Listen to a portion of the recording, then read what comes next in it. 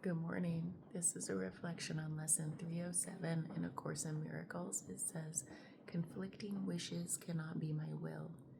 Conflicting wishes cannot be my will. I am in cat heaven. Hold on, look at this. Oh my God. It won't last long, but maybe it will.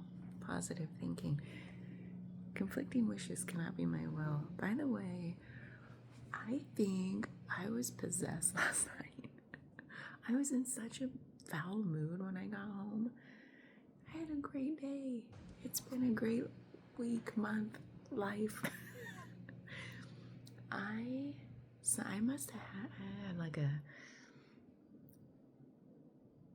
and I was making a choice to continue that bad mood. I could tell in the moment, I'm like, I don't have to be this way. I was like, I'm just gonna feel it. And I was like making my dinner, and I was hangry, I think. That was part of it. I hadn't eaten all day and I worked out in the morning and I went to Pilates class last night, so I think my body's like figuring out what I'm doing to it also, but that's just me trying to make sense of why I was in such a foul mood. And when things bother you that normally don't, or maybe you just shirk them off easier. And I was like, no, I'm gonna let this bother me, and I'm gonna make faces. And I was like in my own little play, and I'm like, oh man, this doesn't feel good. So I remember my internal dialogue, because before being aware of the inner workings of my mind and all of that crap,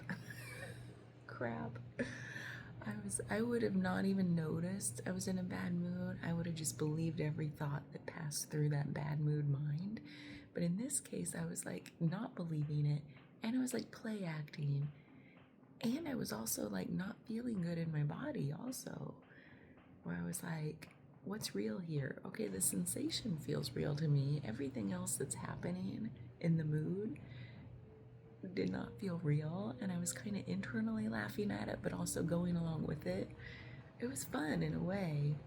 Probably not fun for my husband, who was probably witnessing some of that. I'll have to apologize when he gets up and say, sorry. But it was just like weird, like unenjoyable and enjoyable all at the same time.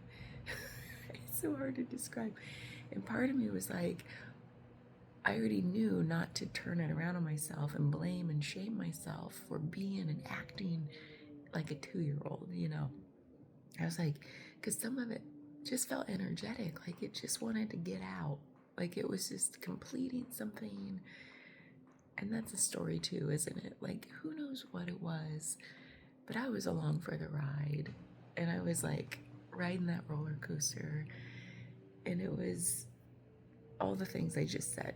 So part of me was like, wow, should I turn this around and try to feel the good stuff, right? Like kind of bypass the rest of what was happening.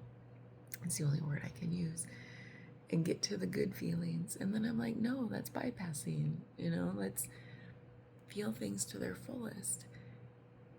And then the energy as I was making my meal kind of worked itself out. And then I was like, okay, let's just feel into wanting to distract. So I was like, consciously knew I was going to Netflix, putting on an episode of Call the Midwife. Have you seen that? It is heartwarmingly good, and I didn't know that episode was going to be that way. It was like so heartwarming. Oh my God, it melted everything away. And then I'm like, man, what's wrong with distraction? Nothing. So nothing. I feel like doing things to their fullest, being fully engaged, being fully aware what I'm doing at every moment is like so wonderful. To move through the icky feelings fully, to move into the good feelings, fully aware that I want to have good feelings, and even that too shall pass. And then feeling into when it does pass and going back. So, anyway, that was a journey. That was a lot of fun. What was this lesson about? Sorry, I forgot the title.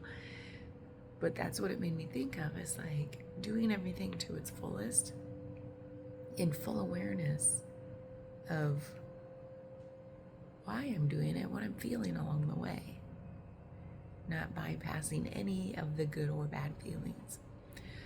The other thing it made me think of is when I was reading in here, this book, can you see it? The Course in Miracles. Yesterday, there was a passage about how it's like changing direction, like the way we change our minds. I say quotes because it's like it uses the word mind differently than we kind of use the word mind. We kind of associate mind and ego, but the book says no, our mind is like our true mind, our true higher self mind. Ego's ego, so they're two separate things. So it says, how do you change direction?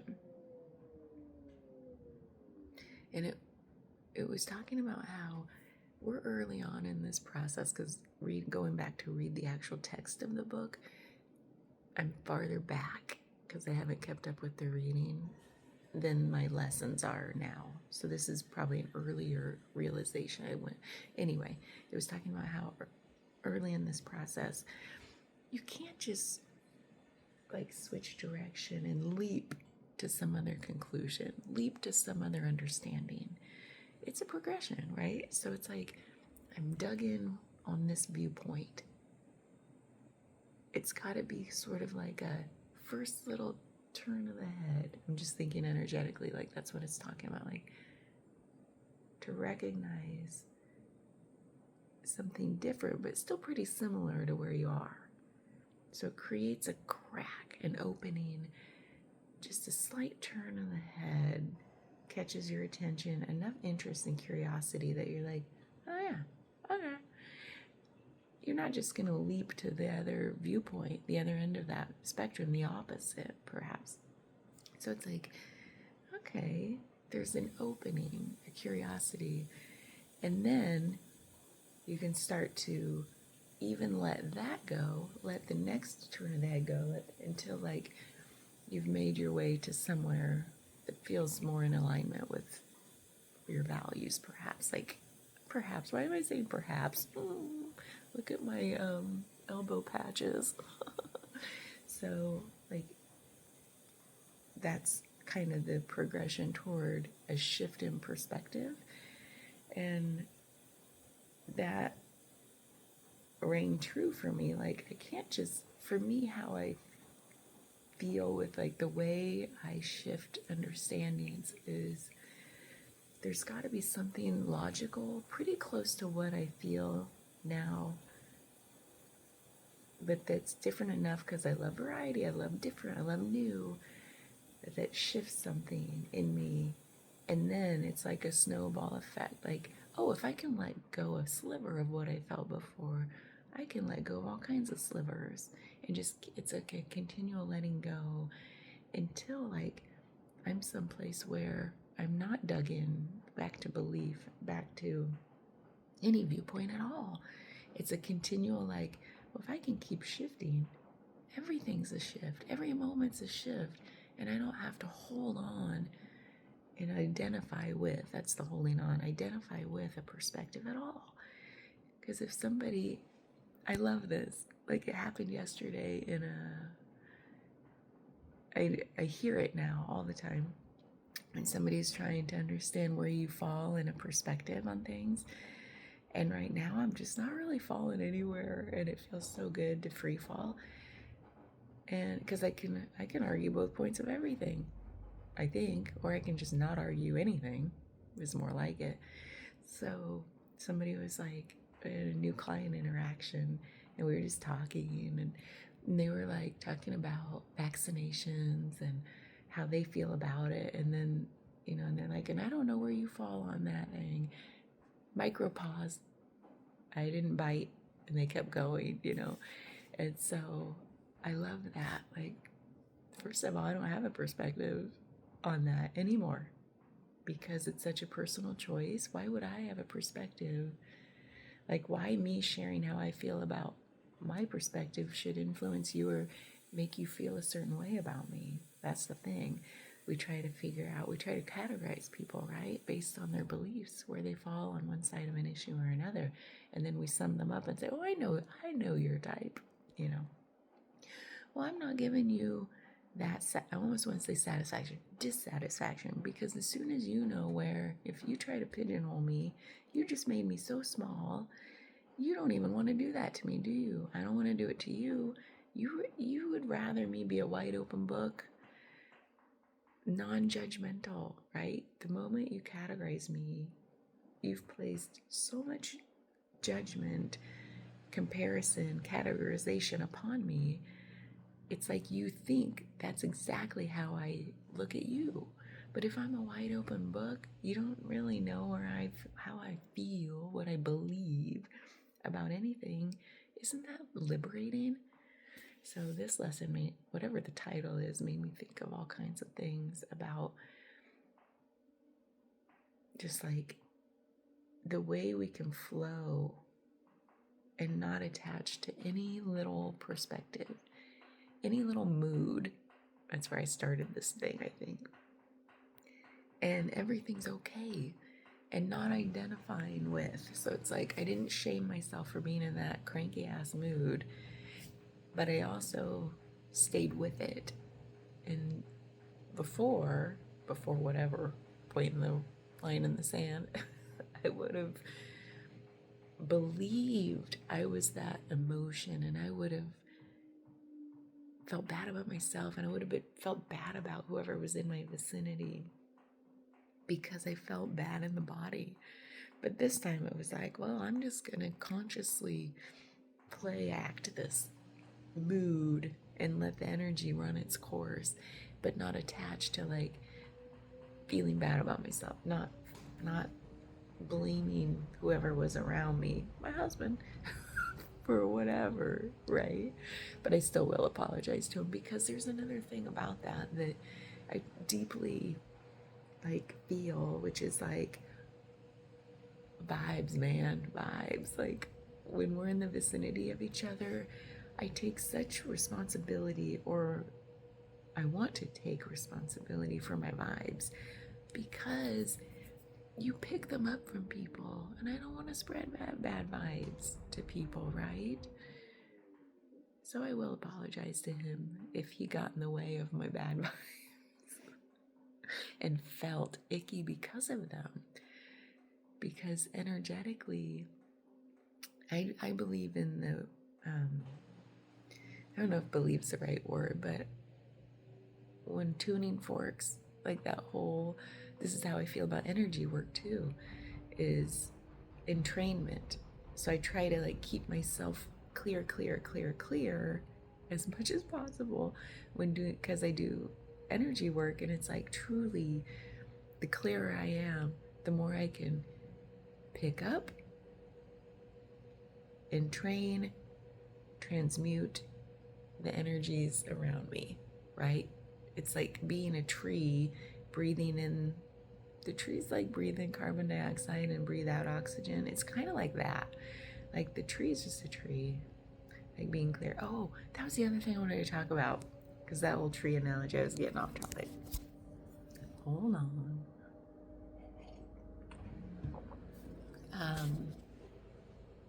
Hold on. Words. Okay. It's so funny how quickly I remember and forget something. You saw that happen real time. I had to push pause for like 15 seconds till it came back to me. And I was like, words. So I was thinking how whatever this lesson is about, whatever the title was, it reminded me how it's really just, this lesson was like telling us another way exists, It's like repeat, repeat, repeat until we believe it. And again, I have sort of a love, not love relationship with the word belief. Belief is just a word. But what it means is like, sometimes we talk about it as like, ooh, belief is good. And then sometimes we're like, ooh, belief is bad. Whatever you feel about belief based on the context, this was like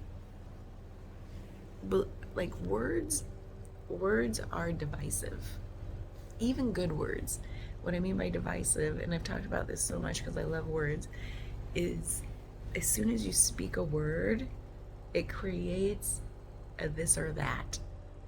What is the word and what is not the word. What the word represents and what the word doesn't represent, right? What reminded me is when I said tree, because when I was reflecting on this lesson yesterday, I was sitting here and I was looking at a tree and I was like, oh my God. And because I'd recently done a meditation about this, like setting things free to be what they are, we call it tree. What did you do? Whenever he scratches on the floor, I'm like, he found something. Usually it's Agador finding something that Jellybean did. And I say, Agador, thank you for bringing that to my attention. Good job, buddy. But if Jellybean does it, I'm like, what'd you do? So anyway, I don't know if they have these personalities or if I just kind of force it upon them. So speaking of, so tree, forcing this label of tree upon a hard, textured, pillar-like thing that shoots up into the sky, and then it turns into like greens and browns and reds with little papery, like flimsy substance with like veins, like hard and like a little bit harder veins, and it just keeps like branching and going up into the sky, and sometimes it hangs down and it's like so beautiful. And then like instead of experiencing all that over and over and over again, we just say, oh, tree, no big deal, NBD, tree. And I'm like, dudes, and I'm like, okay, well, let me think about it in terms of what it's doing, its function. And that's, spoiler alert, very problematic. So I was like, okay, its job in the context of the humans is to take in the waste in the air and spit out the good stuff that we need, the good stuff, oxygen. So it's like here I've just like I almost said dehumanized, but detrealized a tree. It's like broken it down into its usefulness for a human. What if you take out the human? What is a tree? And then I'm like, oh God, take out the word tree. Nobody has words but us. What do squirrels do? They're like, I don't know, are they saying, hey, Joe, let's go run up that tree? No. I was thinking about this on my nature walk the other day. I was like, oh, it's like safety. They just, as soon as like a human walks along their path, and if it's not what do you call it, tame kind of squirrel where they're used to the humans. Like I have squirrels in my backyard that wouldn't flinch if I walked out there. But the ones that like aren't as used to them, they shoot for a tree and they might pause right as they climb up the base a little bit and they just wait. To them, if they had words, it might be like safety, right? To us, it's just tree. And we don't even think about its function. But I was thinking, what if we didn't have trees? I was thinking about how, oh my God, it's amazing we have as much oxygen as we have, right? In this house even. Like, how's this oxygen getting in here? All the trees are out there. I don't even have that many trees in my yard. Like, I'm grateful I have more than most people on this block. But like, and they're old. Like, are they even producing high quality oxygen? I don't know how that works. Are they just like spitting out little, I don't know. They're also like half dead. So I'm like, is that like toxic oxygen? Like, what's happening? And that was all in the context of like what a human needs to stay alive, and I'm giving the tree a job, and I'm still calling it a tree. It's just something that grew out of the ground and is beautiful. And so I think about how the labeling and the kind of deconstructing things down into the parts that we find useful. And I feel like back to us doing that, we do that to each other. And I feel like maybe that's also as a sense of safety. Like, is there a possible threat here? Like, I need to know where they stand on what issue. And why. I don't know. It's so weird. And I need to categorize them in ways that make sense to me. So, like, I know their threat level. I know their usefulness to me. I know, like, and I feel like the human brain just does that. And we shouldn't shame ourselves for it. I feel like it was evolutionarily useful. So what I thought about with this lesson, sorry this is so long-winded again, that I just don't want words anymore. And I thought, what would be great when we try to communicate with each other is just miming. And like, what arm motions and leg motions and like interpretive dance would we use to communicate any little thing?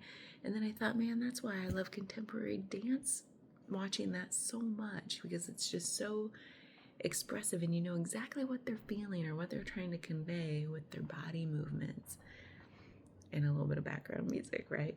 So it's like words are just so to the point that it kind of like takes a lot of the nuance and beauty out of communication. And I love words. So anyway, hold on. Okay, change of scenery. So anyway, I want to wrap this up with that idea. Like, it made me think of also, then it led me to sign language and how, of course, that's why I've been probably wanting to learn sign language. The only reason, but I want to be able to like break open the ways that we communicate, to be less restrictive and more interpretive, and to see the beauty in it instead of the rigidity and like, oh, this is exactly what you mean by that. And it's like, no, each one of us, in however way we communicate, is